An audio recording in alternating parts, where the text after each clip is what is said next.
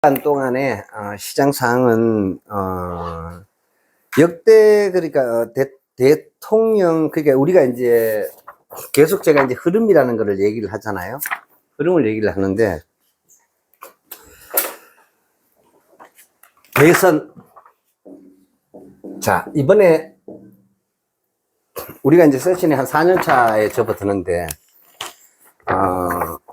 꼭 요거 기억해 주셨으면 좋겠어요. 대선 6개월 전에 어떤 주식을 살 것인가, 어떤 주식을 살 것인가 굉장히 중요하죠, 그죠? 어떤 주식을 살 것인가.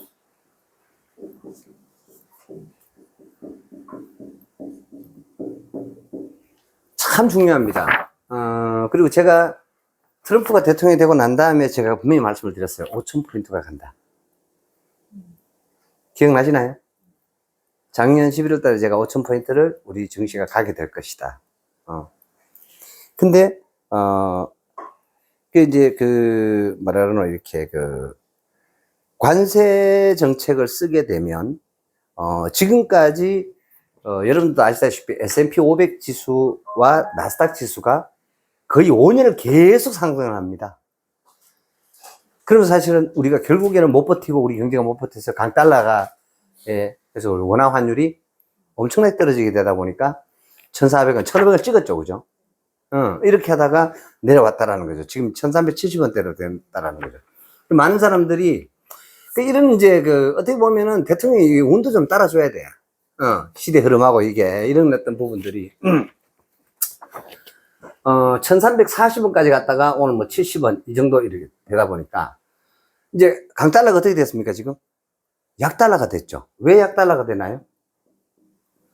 왜 약달러가 될까요?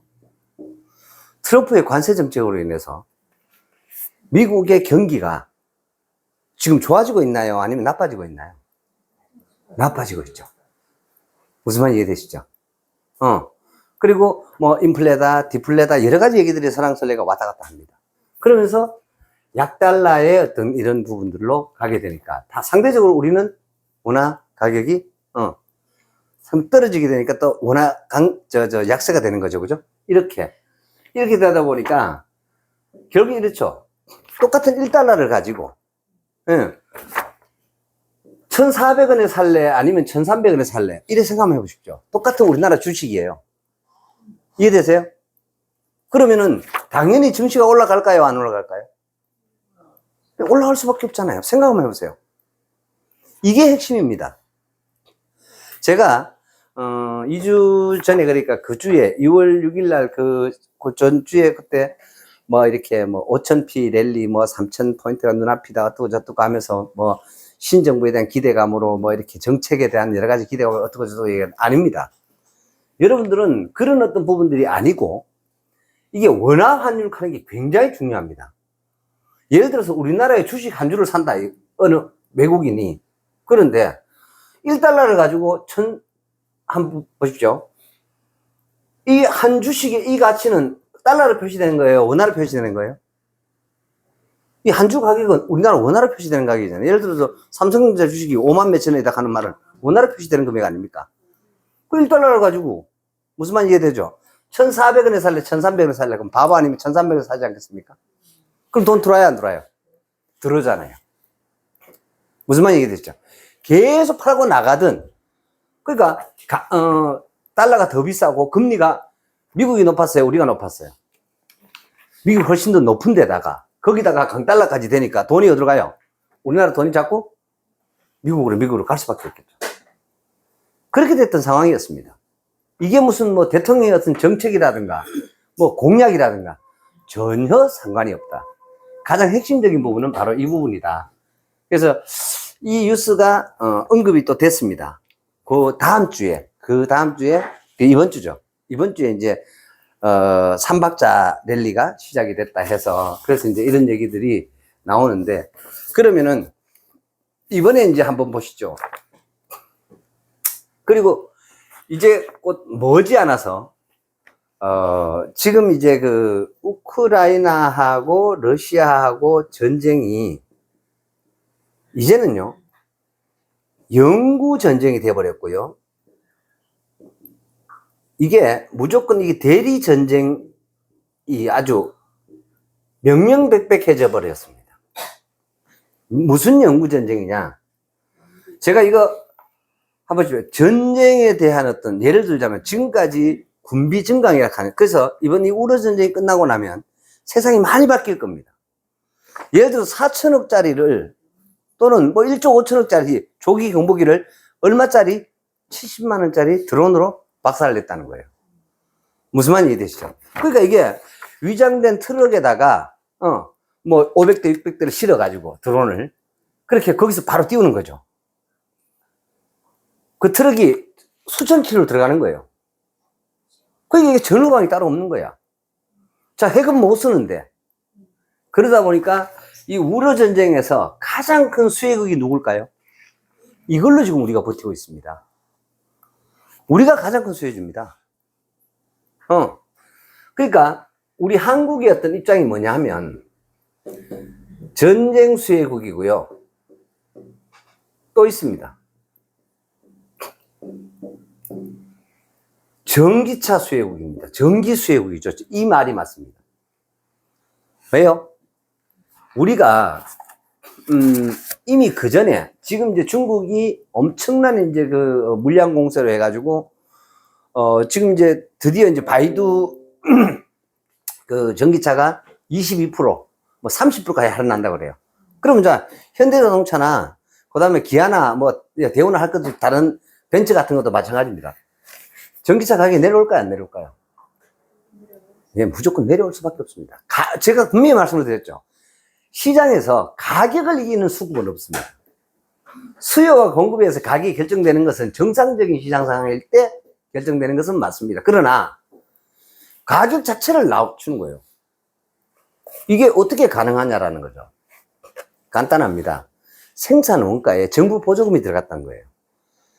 관리 경제, 통제 경제 하에서 중국 정부가 자동차 생산하는 또는 2차 전지 배터리를 생산하는 그 회사에다가 정부 보조금을 주는 거예요. 그러면 그 생산 원가에 보조금이 녹아있어요, 안 나와있어요? 녹아있죠. 그러다 보니까 당연히 거기다가 그뿐만이 아니에요. 이게 엄청나게 많이 과잉 생산이 된 거예요. 그러면 무조건 밀어내야 돼요, 말아야 돼요? 밀어내야 되죠. 그러다 보니까 중국이 경제 성장을 막 이렇게 하고 할 적에 우리 2007년도 이런 일이 있었습니다.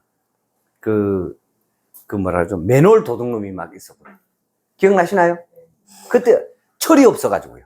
근데 그 경제 성장의 핵심적인 부분이 있었습니다. 이게 이제, 베이징 올림픽이 끝나고 난 다음에 아주 가속도를 이루고서 가게 되는 분야가 있습니다. 그게 뭐였을까요? 부동산입니다, 부동산. 중국의 부동산 가격이 엄청나게 급등하게 됩니다.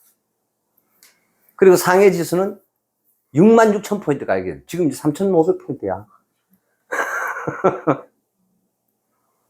그러니까 이렇게 생각해 보세요. 니케이가 37,000 갔다가 9,000 얼마까지 떨어졌어요. 지수가. 그러다가 지금 다시 이제 92년도 지수를 이제 회복을 한 거예요. 그게 잃어버린 30년에 대한 얘기가 나오는 거죠. 무슨 말인지 이해되세요? 그래서 이런 어떤 부분들을 보면 우리가 이 전쟁 수혜국이다 보니까 ST죠. 우주항공과 관련되어 있는 방산주들. 제가 이 말씀 드렸잖아요. 그죠? 그 다음에 이 전기라 하는 것이 여기에 2차 전지만 있냐라는 거죠. 아닙니다. 여기에 핵심적으로 들어가는 부분이 하나 있어요. 바로 이겁니다. AI 인공지능을 구동을 시키려 하면 뭐가 많이 들어간다? 전기가 많이 들어간다. 엄청나게 들어간다. 빅데이터 센터가 데이터를 가지고 활용을 해서 뭔가 결론을 내려면은 무슨 말인지 이해되시죠? 그냥 간단하게 여러분들이 어떤 앱을 구동을 시키잖아요. 스마트폰에. 그걸 계속 구동시키면 어떻게 돼요? 여러분 스마트폰이 어떻게 돼요? 뜨뜻해지죠? 왜요? 배터리 소모하기 있기 때문에. 간단합니다. 이게 만약에 빅데이터 센터가 인공지능을 이용한 여러 가지 서비스를 한다고 칩시다. 그러다 보니까 챗 GPT나 오픈 AI에서 어마어마한 전력과 어마어마한 빅데이터를 구동을 시켜서 그들이 무료 서비스 또는 유료 서비스 지금 전 세계 하고 있잖아요. 지금 적자일까요? 흑자일까요? 당연히 아직은 적자다. 근데 왜 이걸 미리 선점해서 투자를 할까요? 시장을 먼저 선점한다는 것은 굉장히 중요하기 때문입니다. 그래서 이러한 어떤 부분들에 우리가 예를 들자면 지난번에 우리 모멘트에 투자를 했습니다만 그런 어떤 부분들도 있습니다. 직접적인 플랫폼들도 있지만 정작 우리가 강한 부분은 주변 기기에 강합니다. 전력망 공급하는 이런 주변 기기에 강해요, 사실은. 예를 들면 이런 거죠. 우리가 뭐 게임을, 물론 우리가 이제 게임은 이제는 뭐 다 빼앗겼습니다만은 뭐 유튜브 전 세계에서 가장 많이 기록한 게 뭐 아기상어 있나요? 그게 가장 많이 유튜브인데 그 아기상어 캐릭터 누가 그린 줄 아세요? 그 컨텐츠 우리나라에서 그립니다. 우리나라 쉽게 말하면은 만드는 회사랑 그거를 발주받아 가지고 거기에 공급을 할 수 있는 회사는 우리가 그런 어떤 경쟁을 가지고 있다는 거죠. 마찬가지입니다. 태양광은 지금 중국에서 저번에 제가 한 달 전쯤에 택가리 한다 그러다 보니까 하나솔루션의 마진이 엄청나게 좋아진 거예요. 그러다 보니까 그래서 지금 우리나라가 지금 고민이 뭐냐 이런 거예요. 자, 분명히 태양광 패널을 우리나라에서 중국에 수입을 해. 막 밀어내니까. 이해되시죠? 자, 한 장에 평소에 10,000원 하던 거야. 근데 이걸 얼마에 밀어내고 있느냐? 2,000원, 3,000원에 밀어내고 있는 거예요. 이해되시죠? 그럼 국내에서 지금 솔루션이나 하나에서, 그 다음에 신성에너지나 이런, 그 전에, 이제 이 태양광 패널 생산하는 회사들이 생산할까요? 안 할까요? 안 합니다. 몰라 해. 완제품 딱 해가지고 만든 거 딱 수입을 딱 하는 거예요. 해가지고요. 뭘 하느냐? 택가리를 하는 거예요. 메이드 인 차이나를 메이드 인 코리아로. 그 만든 회사 이름을 한국 하나로 바꿔버린 거예요. 이걸 택가리라 합니다. 해가지고 어디에다 수출한다? 미국에다 수출하는 거예요. 그거를 트럼프 행정부에서 우회해서 수출하는 것에 대해서 또 동일하게 관세를 중국산으로 해서 때리겠다. 이렇게 지금 얘기를 하고 있는 거예요.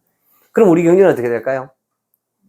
힘들어지겠죠. 이러한 어떤 부분들이 지금 현재 상황에서의 숙제입니다. 아직까지 그 어떤 것도 나온 게 없습니다. 대통령이 파면이 되고 나서 갑작스럽게 이제 시키면 인수위원회라는 게 생기질 않죠. 보통 이제 그 전에 대통령도 인수위가 있었잖아요. 그럼 뭐 2달, 석 달 전부터 해가지고 뭐 여러 가지. 거기다가 좀 다행스러운 거 있습니다. 첫째, 인수위가 없었다. 그러다 보니까 돌대가리들이 모여가지고, 그러니까 이 정략을 짤 틈을 안 줬어요, 이번에. 너무 천만다행이에요. 그 문재인 정부에서 정략을 짜는 바람에 장하서희가 들어오고, 그 다음에 김상조가 들어오고 하면서, 김상조는 솔직히 반대를 많이 했던 사람이에요. 공정거래 위원장을 했던 그분 같은 경우에는 정치실장하고 했던 그분 그랬는데, 결론은 뭐냐면은, 바로 소득 주도 성장이라는 거죠. 그래서, 그러면서 뭘 했냐면, 과표 현실화를 시킵니다. 공시지가 현실화. 기억나시죠, 이제? 그러면서 버블을 쫙 일으키는 거죠. 규제 하면서는 사실은 더 계속 올라가게 됩니다. 거기다가 중국의 부동산 버블이 내려앉으면서 경기가 굉장히 침체가 되겠죠. 그럼 소비 회전이 안 되겠죠. 그러나 우리와 몇 대 몇째, 우리 5천만인데 걔네들 14억이야. 그럼 몇 대 1이에요? 28배야. 그죠? 그럼 우리나라에 부자가 만약에 자산가가 우리나라 전체 인구의 10%가 차지한다고 칩시다. 예를 들어서. 그럼 걔네들은 우리의 280배야. 걔네들이 어디로 와서 집을 사고 있나요, 지금? 중국. 한국에. 네. 그것도 어디? 서울에. 그러니까 이런 어떤 부분들이 상당 기간 갈 것 같아요. 그러다 보니까 지방은 다 어렵고 힘든데 서울만 유독, 그것도 강남 또는 서초, 이런 어떤 부분에 강서 이런 부분에만 특정 지역에 특정 어떤 그런 부분들이 가격이 자꾸 급등이 되고 이런 현상들이 계속해서 반복되고 거기다가 이런 것들도 사실 입법화가 돼야 되는데 문재인 정부 때부터 뭐 이번에 이재명 정부도 마찬가지겠지만 당연히 친중 정책을 쓸 겁니다. 그러면 자 지금 트럼프는 반중 정책을 쓰고 있는데 그러면 또 결국 또 문재인 대통령이 미국을 여러 번 방문을 했었지만 제대로 된 대접을 한번 못 받았어요. 그랬던 것처럼 이번에 이재명 정부에서도 또 다시 그런 좀 부끄러운 그런 상황들이 생기지 않을까라는 그런 생각들을 합니다.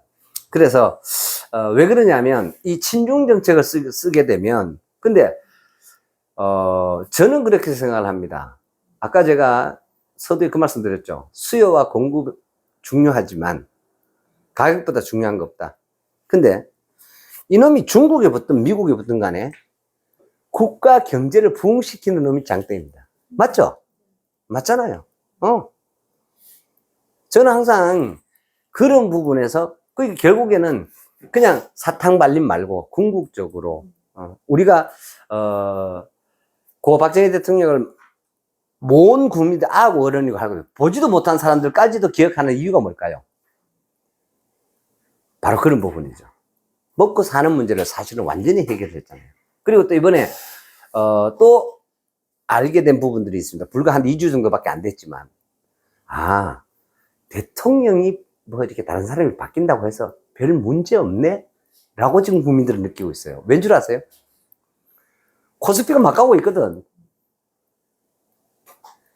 근데 무슨 배당 우선 정책이니 무슨 상법 개정이니 주주환원에 대한 강화니 이런 부분들 때문에 간다라고 생각한다는 거예요. 그 다음에 또 그 대통령 공약에 따르는 뭐 어떤 부분들로 인해서 간다. 아닙니다. 이겁니다. 이게 가장 중요합니다. 환율. 이게 핵심입니다. 간단합니다.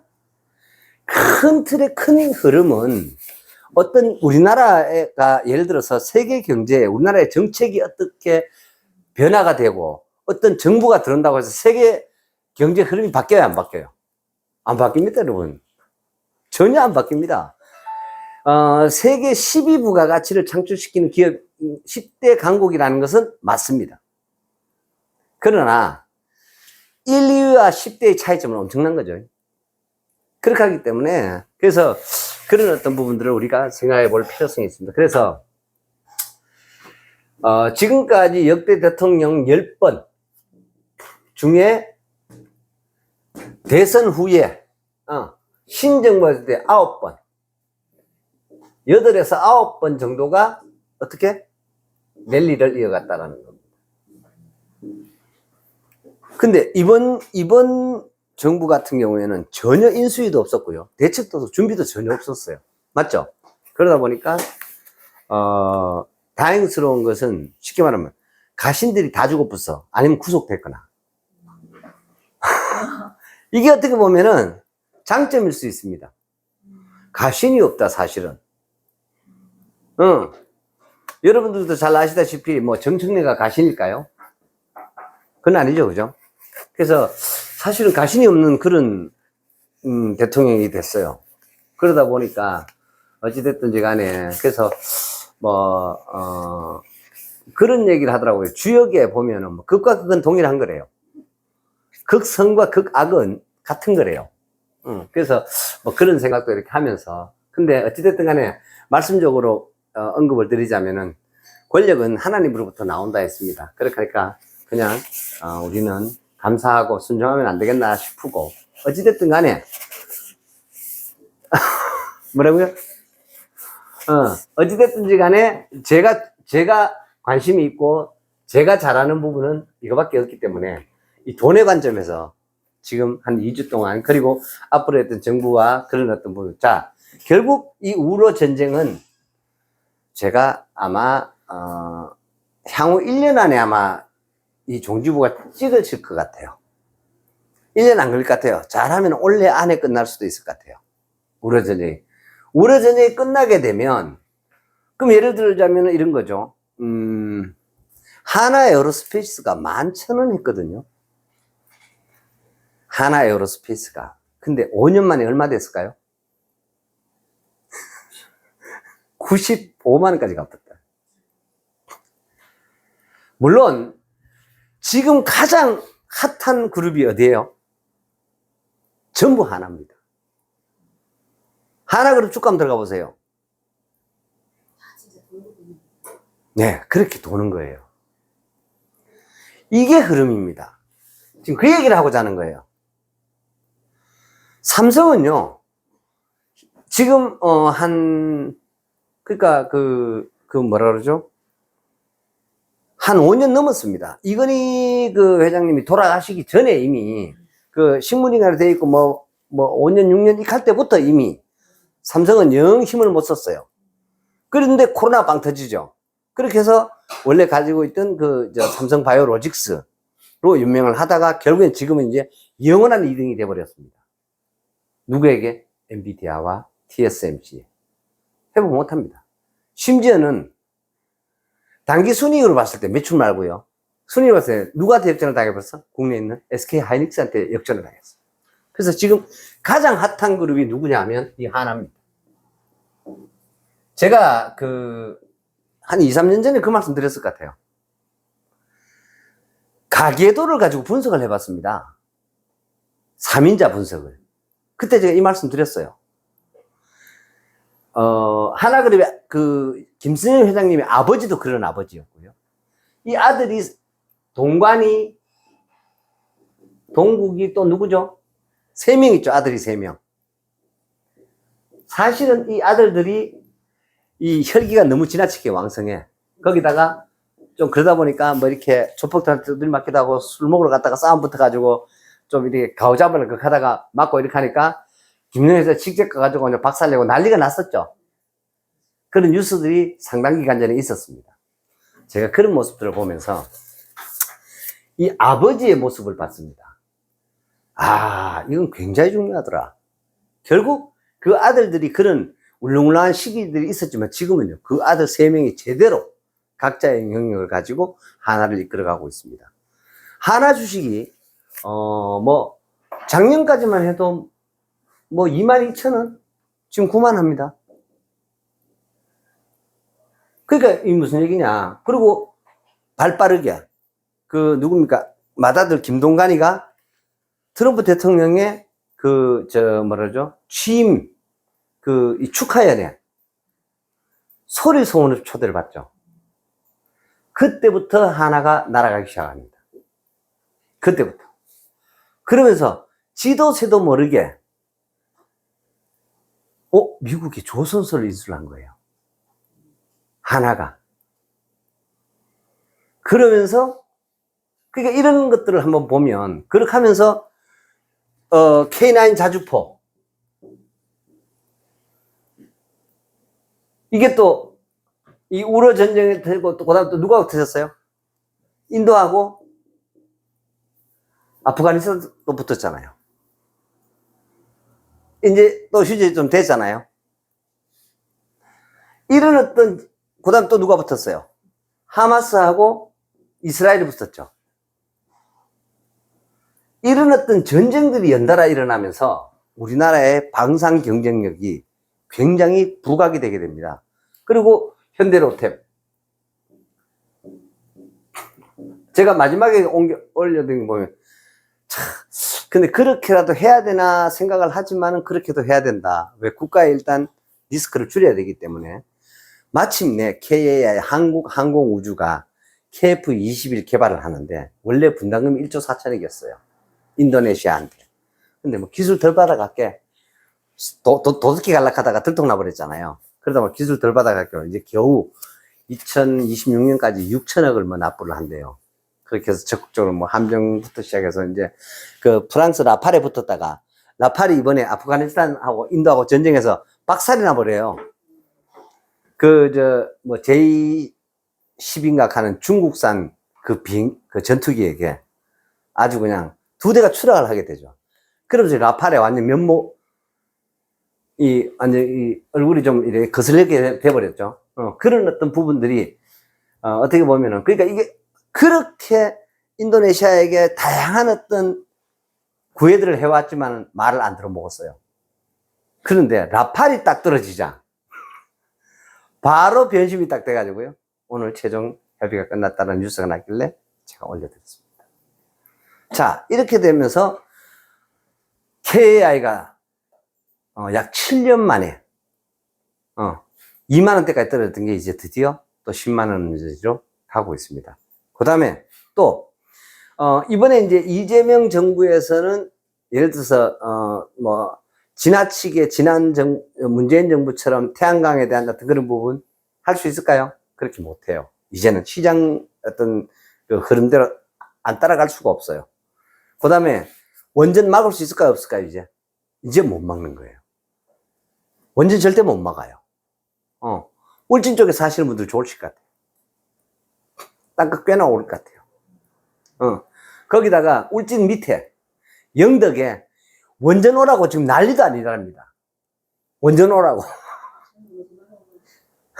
근데 포항 입장에서는 오지 마라 하는가? 그렇게 했는데 지금은 이제 원전 유치를 하게 되면 이제 그 유동 인구하고 지역 경제 어떤 효과라든가 이런 아마 포항까지 연결되는 그 벨트 라인이 포항 신항부터 시작을 해서 울진 그러니까 동해까지 옛날 삼척이죠. 그까지 영덕 울진 삼척까지 동해시까지 아마 그 벨트 라인이 굉장히 화려해질 것 같아요. 그리고 드디어 미국이 또 뭐라고 얘기합니까? 트럼프가 중국에 반대적으로 하려고 그렇게 하니까 지금 전 세계의 태양광 패널 셀의 공급의 80% 이상을 누가 하고 있는 줄 아세요? 중국이. 그러다 보니 전 세계 지금 태양광 패널 만드는 회사 다 죽어버렸어. 왜요? 10,000원 하더라도 2,000원 공급하니까. 이해되시죠? 지금 무슨 현상이 또 벌어졌냐? 이 보조금을 가지고 뭘 많이 생산했나요? 지금 중국 가보시면요. 북경이나 상해나 뭐 이렇게 가끔씩 이제 그 유튜브 보시면 나오는데 90%가 전기차입니다. 그 정도입니다. 도시 전체가 쉽게 말하면 우리나라 치면 경상북도 전체가 전부 전기차밖에 없대요. 왜 그래 됐을까요? 선점을 하기 위해서. 그래서 지금 이제 세상이 굉장히 재미난 어떤 상황이 이런 어떤 부분들이 있을 줄 알았어. 생각은 했지만은 뜻밖의 그 공급 과잉이라는 그 지나치게 많이 생산했다라는 거. 중국이죠. 그러면서 막 밀어내죠. 그 트럼프가 당선이 딱 되자 제일 긴장을 누가 했겠습니까? 중국이 당연히 했겠죠. 그러다 보니까 중국이 작년 연말에 경제 성장률이 5%가 넘었어요. 전체 경제 성장률 제일 마지막에 연말 그 분기 그 경제 성장률이 가장 높았어요. 무역 흑자가 엄청나게 발생해요. 왜요? 막 밀어내버리니까요. 미국 관세 제거되기 전에. 거기다가 우리나라도 조금 낮았었습니다. 그러나 뭐 기대치 미만이었습니다. 왜요? 우회가 우리나라도 지금 많이 들어와 있습니다. 그렇게 해가지고 그래서 지금 아직 그거까지는 지금 안 건드리고 있거든요. 그래서 지금 그런 어떤 부분들이 일어나다 보니까 그래서 이 전기와 그다음에 전쟁과 그렇게 하고 이 인공지능 AI에 대한 어떤 이런 부분들 이 결국 이제 뭐 반도체죠 지금. 그리고 이거 반도체라는 것이 전혀 이것과 당연히 이런 게 믹싱해서 같이 되는 게 뭡니까? 당연히 로봇 아니겠습니까? 그죠? 이런 것들. 그렇게 되는데, 이번에 이제 대선 공약, 자, 이런 어떤 부분들은 그동안 이렇게 익혀져 왔던 부분이에요. 그런데, 트럼프 행정부에서 공약 중에 하나가 바로 뭐냐 하면은요, 이제 기억나실 거예요. 가상자산에 대한 시장을 어떻게 하겠다? 활성화시키겠다. 발표했어, 안 했어요? 그죠?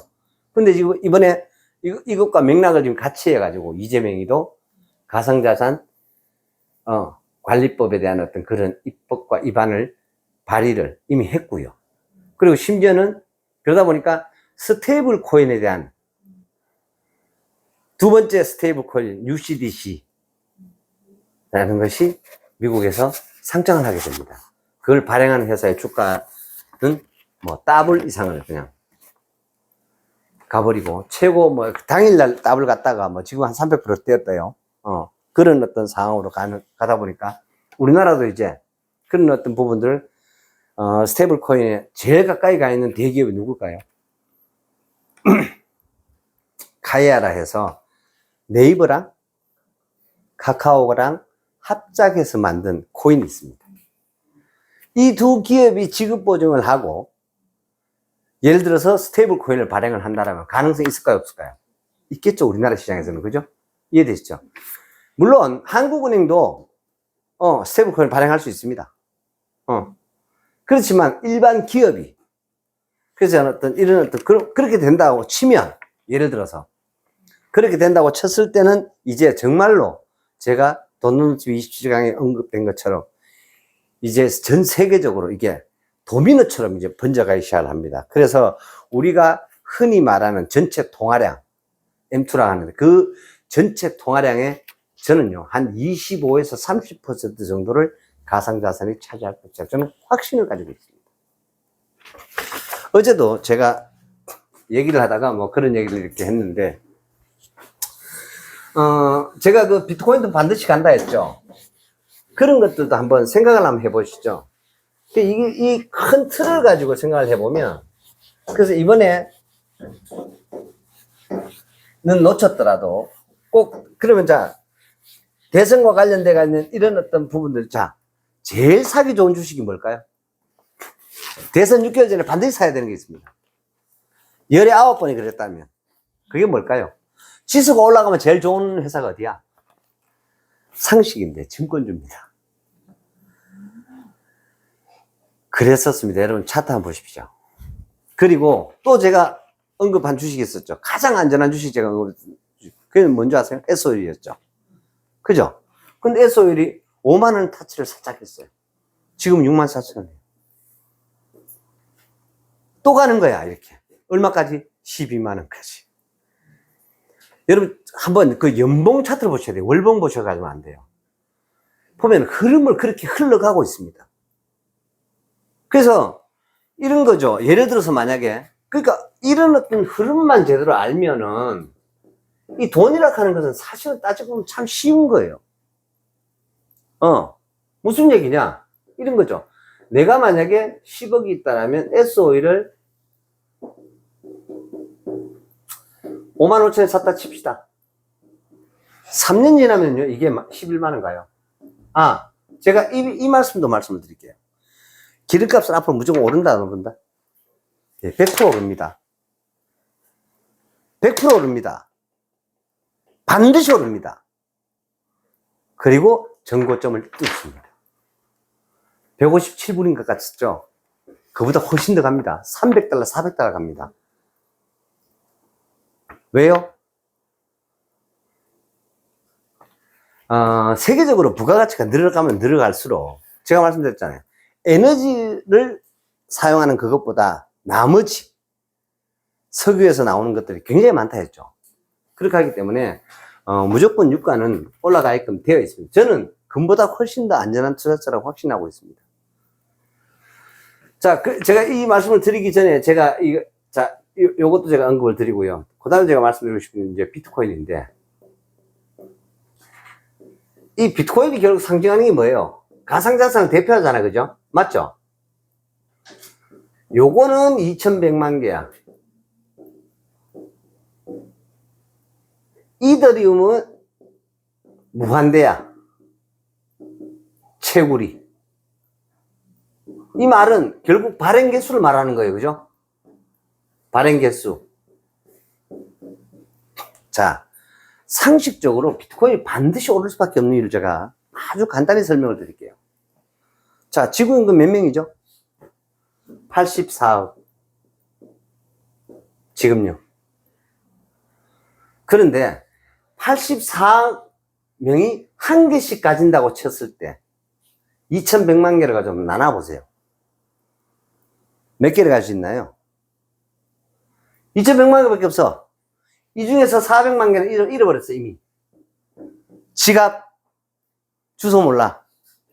거의 없어. 그러면 사실은 1700만 개예요. 이 중에서 약 70%는 이미 채굴돼 버렸어. 이제 30% 남았어.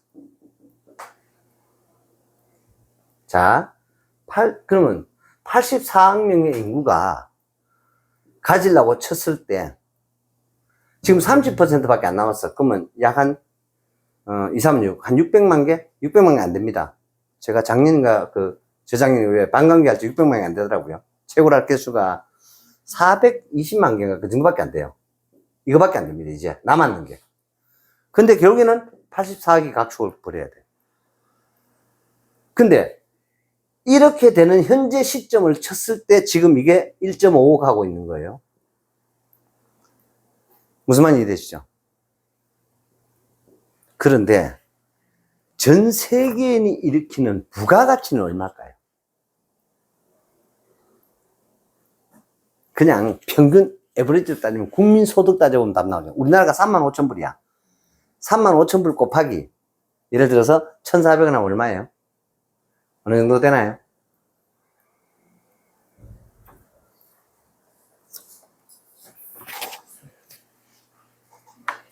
연 3만 원 같으면은 3천만 원 하고 한 5천만 원? 4,900만 원이에요? 자, 국민 1인당 응애고 내일 모레 돌아가실 분도 다 평균적으로 따졌을 때 얼마? 5천만 원을 가지고 있다는 거예요. 그러면 우리나라 3만 불일 때 5천만 원이에요. 5천만 원 곱하기 5천만 명이야. 이게 우리가 가지고 있는 부가가치인 거예요. 제가 지금 인구만 얘기를 했습니다. 그럼 이게 도대체 얼마야? 계산이 불가할 정도죠, 그죠? 우리나라만 가지고 있는 돈이 이 정도야. 5천만 명이 가지고 있는 돈이. 그런 사람이 비트코인 한 개를 가지려고 애를 쓴다고 치면은 지금 가격이 낮을까요? 높을까요? 이해되세요? 지금 가격이 엄청나게 낮은 거예요. 이렇게 해서 마셔야 한다. 더군다나 미국의 국민소득은 8만 달러야. 인구가 3억 7천 명이야. 그냥 4억 잡다고요. 그러면 8만 불 곱하기 4, 8이 32. 그쵸? 그럼 얼마예요? 8만 불이면 1,400원 잡으면 4, 8이 32. 1억 1천만 원쯤 된다. 그죠? 그죠? 1인당 1억 1천만 원쯤 되는 거예요. 1.1억 정도 되는 거예요. 곱하기 4억인 거야. 계산 나오나요, 이게? 이마만큼이 각각이 가지고 있는 부가가치인 거야. 그 사람들 중에 그냥 간단하게 그냥 10%만 비트코인을 가지고자 하는 니즈를 가지고 있다고 치면 이 가격이 얼마가 될까요? 이거 언제 폭등한 줄 아세요? 지금까지 오른 거 아닙니다. 여러분 두고 보세요. 언제 폭등을 하느냐? 기관들이 자금으로 다 준비가 되어 있습니다. 딱 묶어 놓고요. 그 다음부터 작은 것을 가지고 올리기 시작을 합니다. 어떻게 올리냐? 미친 듯이 올립니다. 제가 항상 시장은요, 지금 비트코인은요, 올라가는 추세가 이런 추세입니다. 여러분, 이래가다, 이거라고 생각하시지? 아니에요. 큰 그림으로 봤을 때 어떤 그림이에요? 이런 그림입니다, 이렇게. 이래가고 있습니다. 10년 안에 이래갈 걸로 봅니다. 10년 안 걸릴 것 같아요. 이렇게 가는 날이 옵니다. 지금까지 올랐는 것도 아니야. 그래서 이번에 UCDC 스테이블 코인, 제2의 스테이블 코인 발행됐다라는 것은요. 그리고 그게 엄청난 반향을 일으켰다라는 것은 시사하는 바가 굉장히 큽니다. 우리 세션에 들어오시는 여러분들과 제가 경제화태가 있다라면 최소한 이런 어떤 시장에 대해서 충분히 예측 가능할 것이다라고 저는 생각을 합니다. 그러면 자, 비트코인 이거는요, 누구는 20억 하는 얘기도 하는데 전혀 황당한 얘기라고 생각하지 않습니다. 지금의 10배 이상 갈 거라고 생각합니다. 지금의 10배 이상. 오르기 시작하는 날에는 그렇게 갈 겁니다. 왜냐하면 이런 생각들을 해보죠. 자, 만약에 제가 이제 오늘 이제 아침에 전화가 와가지고, 제가 다음 주에는 또 세션이 좀 쉴 것 같습니다. 일본을 들어가야 됩니다. 제가 이제 일본 창구가 됐다니까요. 그래가지고 일본 자금을 가지고 와서 이제 한국에 투자처럼 뭐 몇몇 좀 기업 얘기하는 데가 있습니다. 뭐 이렇게 해가지고 그래서 들어오라 해서 제가 이제 가서 미팅하고 또 뭐 곧바로 나올 계획인데, 자, 그런 어떤 자금들을 제가 이번에도 이제 그 투자가 들어오는 그 자금조차도 은행을 가보니까 뭐 절차가 너무너무 복잡한 거예요. 무슨 말 얘기되죠? 근데, 자, 일본에서 들어왔어. 그럼 예를 들어 내가 만약에 뭐라 하면 이렇게 페이백을 시켜야 될 자금이 있다 하면 내가 어떻게 좀 들어올까요? 바로 내가 바이낸스에 계좌 개설해라. 우리 저 선수 있잖아. 내가 이런 어떤 부분들에 대해서 반드시 이런 상황이 오게 되고 이런 문제들이 생기게 될 것이다 해서 그래서 선수를 육성하고 있었습니다. 나는 아이도 계좌 개설을 잘 몰라. 근데 꼭 내가 다 해야 되냐고요. 다 파트 할 필요가 있나요? 그렇게 하면 이런 어떤 부분들이 자꾸 이게, 그 다음에 이게 가시화되는 제도가 이번 주에 또 뉴스가 나온 게 있습니다. 그게 뭐냐? 자, 이 스테이블 코인들이 나오기 시작을 하니까 내가 예치금이라 그러죠. 은행에다가 예치금을 넣어놓으면 이자 줘요, 안 줘요?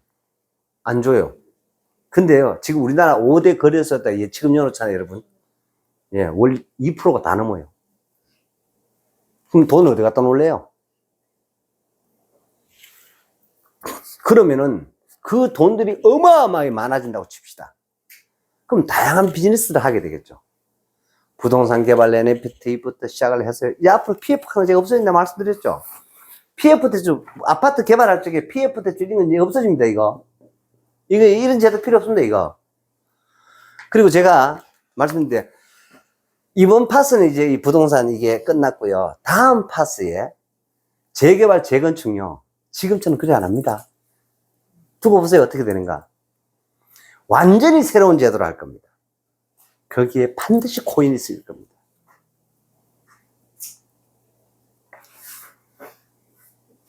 그 조합원들이 출자한 거 아닙니까? 재건축 조합에 제일 안전한 방법이 뭐예요? 조합원들이 자산을 내놓았잖아, 땅 내놨잖아, 집 내놨잖아, 맞죠? 그거 담보로 해가지고 뭘 발행한다? 코인 발행하는 거예요. 제일 안전한 거 아니에요? 바로 이런 얘기입니다.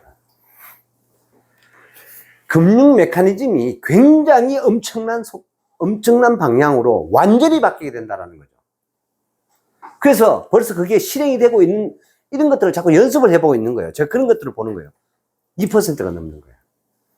자, 은행에다가 그냥 가만히 요금을 예금이라든가 정기 적금 아니에요. 정기 예탁금 아니에요. 그냥 예치금이야. 대한민국에 어느 은행에서 예치금 여놓으면 이자 주나요? 한 군데도 없죠. 누가 은행 가겠냐고요. 안 그렇습니까? 이제 그렇게 된다. 그럼 은행은 또 짱구입니까? 그래서 은행들은 로비를 했잖아요. 그래서 반드시 그 계좌 실명제를 통해서 은행을 통해서 돈이 왔다 갔다 하도록 이렇게 연결이 지금 현재 돼가 있잖아요. 어찌됐든지 간에 그리고 또 비서미 아이도 안 팔렸대요.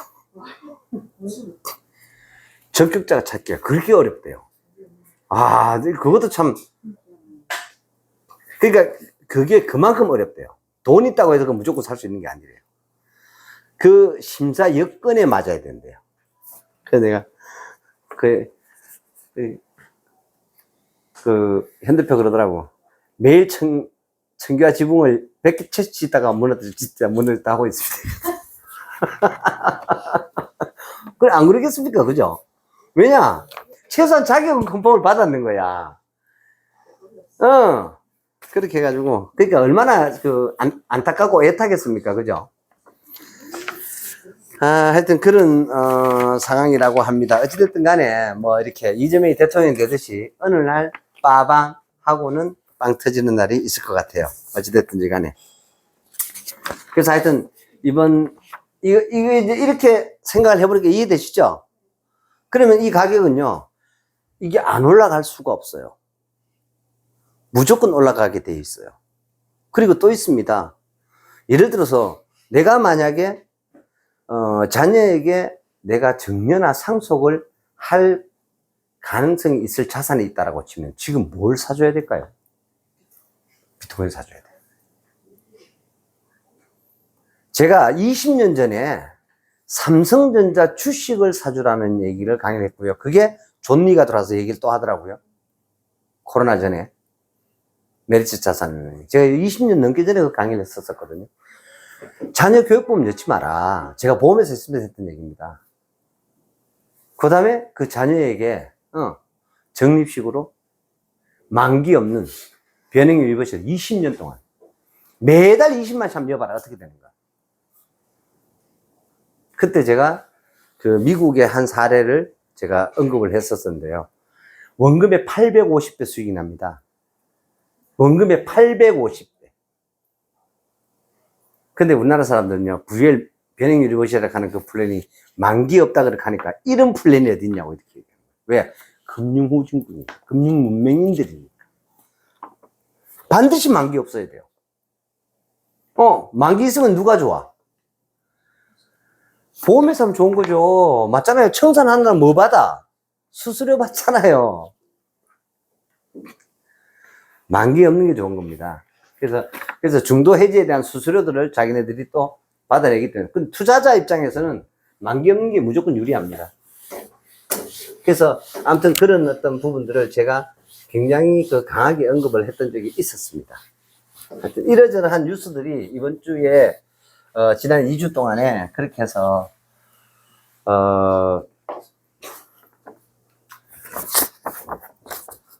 그래서 이제 보면 자 이렇게 증시가 3,000포인트를 이제 찍으려고 하고 뭐 난리도 아닌데 2,900원 벌써 넘었고요. 그렇게 하는데 유일하게 안 가는 섹터가 있습니다. 뭘까요? 유일하게 안 가는 섹터가 있어. 너무너무 신기하죠, 이게. 이거 답 나와야 되는데. 아픈 사람이 없구나.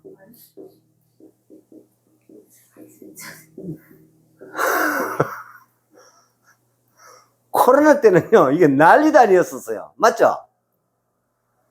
근데 지금은요, 2차 전지가 관심의 기억자도 없어. 그러면 지금부터 이걸 사모으면 부자 됩니다.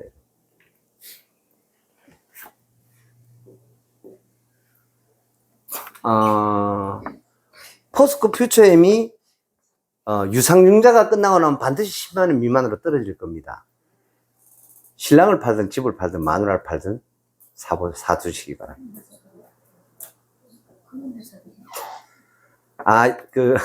포스코 케미칼이라고 그게 저게 바뀌었어요. 13만 원 하나요? 지금 11만 원, 12만 원 정도. 예. 포스코 퓨처엠이라고 있습니다. 근데 이게 유상증자라고 지금 버티고 있거든요. 주가를. 기관들과 협잡을 해서 조정을 하고 있기 때문에 지금 10만 원 넘어가 있습니다. 이 유상증자 끝나고 나면은요, 무조건 빠집니다. 또 있습니다. 하나에어로스페이스도 100% 빠집니다. 무조건 빠집니다. 유상증자 버티기입니다. 여러분들 이런 건 전혀 모르시잖아요. 얼마를 유증을 하냐면 하나에어로스페이스 같은 경우에는요 3조 2천억이가 3조 6천억을 유상증자를 합니다. 무슨 얘기냐면요 물 들어올 때 배 들어올 때 놓쳐야 되는 게야. 이해되세요? 그래서 먼저 뭘 확보를 해놓는다? 기업은 탄환을 확보해야 되는 거예요. 증시의 가장 큰 장점입니다. 기업이 상장하고자 하는 이유는 바로 그거예요. 그래서 미리 탄환을 확보해 놓는 거죠. 어마어마한 금액입니다. 불과 3년 전, 4년 전만 해도 하나에어로스페이스 전체 시총도 3조 6천억 안 됐어. 아시겠어요? 근데 이게 80배를 갚았다. 지금. 그럼 당연히 유증해야 돼요? 말아야 돼요? 해야 돼요. 해야만 합니다. 그래서 기관들이 버티고 있는 겁니다. 받침을 해주는 거예요. 제가 분명히 말씀을 드렸죠. 이게 뭐 증시가 됐든 부동산 시장이 됐든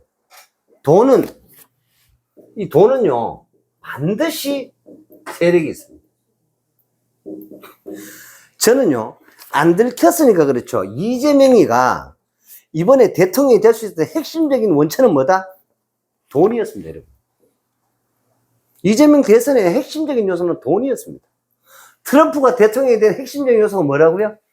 돈이었습니다, 여러분.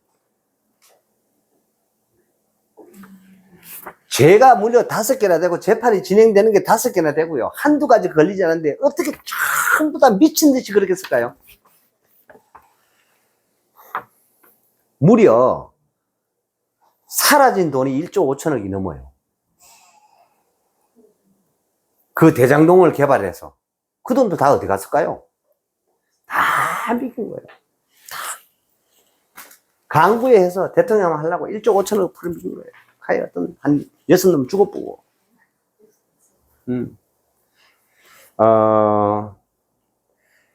김문기 빼고 저거 누구죠?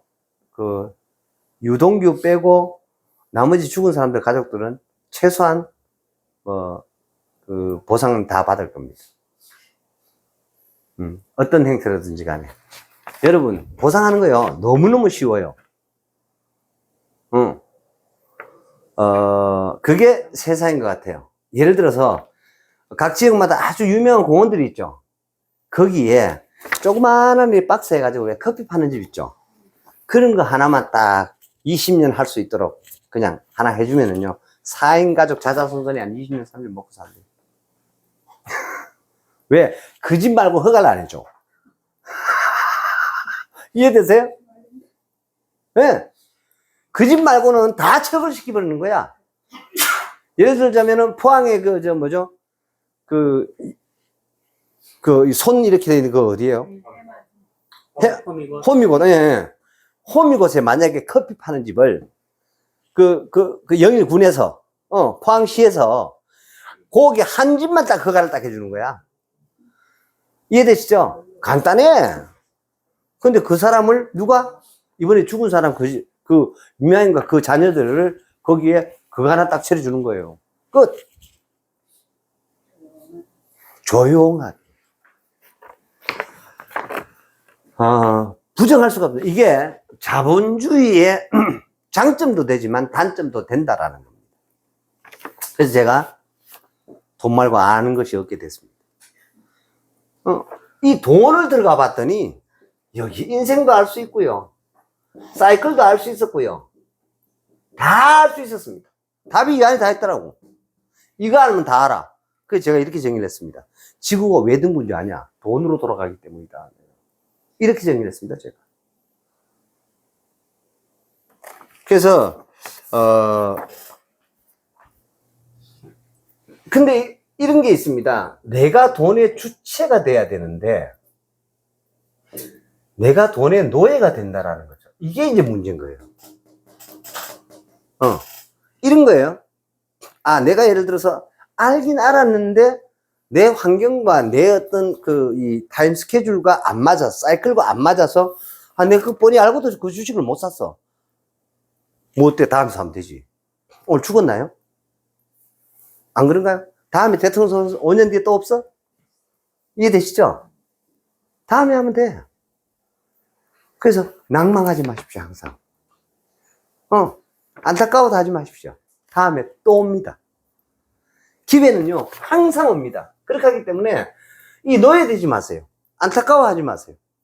그리고 이런 아쉬워하고 내가 안타까워하면은 영이 어떻게 되느냐? 빨려요. 그 지는 거예요. 그런 거 하지 마세요. 이건 진짜 중요한 거거든요. 돈을 대하는 어떤 그렇게 할 수 있는 사람이 그 돈의 주체가 되는 사람입니다. 이게 진짜 중요하거든요. 이렇게 될 때 내가 경제화되어 있는 거예요. 그래서 이런 부분들은 아무리 제가 강조해도 지나침이 없다라고 생각을 합니다. 결국 한번 보십시오. 트럼프하고 머스크하고 이제 싸워가지고요. 머스크 이제 관두고 나갔잖아요. 국가 그 정보효율분과 정보효율분과 그 수장으로 임명했다가 나갔어요. 나가니까 250달러 하던 테슬라 주가가 310달러까지 갔어요. 그래요, 안 그래요? 나가니까. 테슬라 자동차 불태우고 난리가 났었죠? 나가가지고 또 뭐라겠어요? 이런 거예요. 머스크 입장에서도 트럼프 욕을 좀 해야 테슬라 차가 팔리는 거야. 막 갖다 씹었어. 그러니까 이제 너무 나갔다 해야지. 야, 뭐, 재밌지 않나요? 이제 화해 모드로 가는 거예요.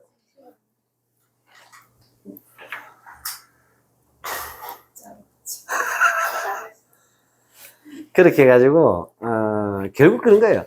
이게 가재는 개편이가 도찐개찐이야. 그놈이야. 그래, 한번 생각 한번 해보세요. 그러니까 이게 그런 어떤 부분들을 통해서, 나름대로 자기 어떤 이익을 충분히, 그렇게 하고 있는 것 같습니다. 어찌됐든 간에, 이번에 3,000포인트를 가고 이렇게 지금 난리가 났는데도 불구하고, 이 전기, 2차 전지에 대한 부분은 지금 계속해서 맥을 못 추고 있습니다. 예를 들어서 뭐, 대주전자재료니, 무슨 금량이니, 뭐 많죠? LNF니, 또 에코프로니, 이런 등등등등 주가 한번 보십시오. 어떤 거.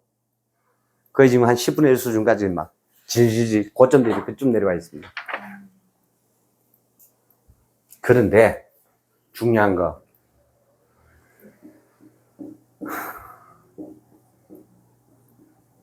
전기차 시대는 온다, 안 온다? 예, 옵니다. 100% 옵니다, 100%. 100% 옵니다. 전기차가 되어야만 우리가 AI를 아주 원활하게 일상생활에서 여러분 쓸 수 있습니다. IoT라 해가지고 사물 인터넷을 여러분 편안하게 쓸 수 있습니다. 또, 무인 자율 주행을 편안하게 쓸 수 있습니다. 여러분 아세요? 또 있습니다. 로봇에 여러분 엔진 달아놨습니까? 아니면 전부 다 배터리입니까? 배터리죠. 근데 집에 가정용으로 이제 로봇들이 막 공급이 될 겁니다. 그러면 급해서 어디 가서 충전하고? 차에서 충전하는 거예요. 무슨 말인지 이해되시죠? 급속 충전은 차에서 할 수 있도록. 왜? 지금은 이제 얼마인지 모르겠다. 27kW짜리가 보통 올라가거든요. 그렇게 하는데 이 용량이 자꾸자꾸 커지는 거예요. 용량 커지고, 그 다음에 부피는 줄어들고, 또 가격은요, 내려오고, 발화 위험력은 떨어지고, 지금 이런 상황인 거예요. 그래서, 이제 전기차가 코로나 때 막 이슈를 그래 버리고 하면서, MCN이니, 그 다음에 뭐, NCL이니, NCM이다. 뭐, 이런, 하다가, 그 다음에, 뭐죠? 산화인산철.